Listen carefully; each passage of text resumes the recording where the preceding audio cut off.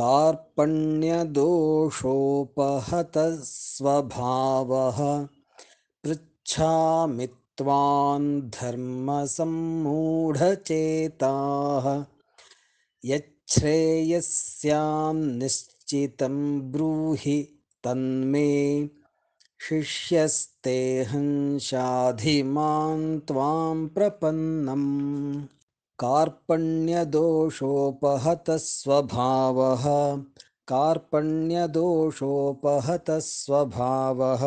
पृच्छामि त्वां धर्मसम्मूढचेताः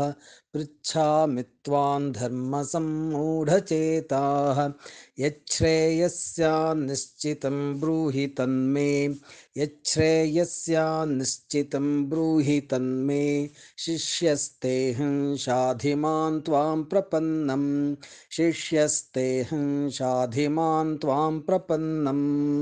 कार्पण्यदोषोपहतः स्वभावः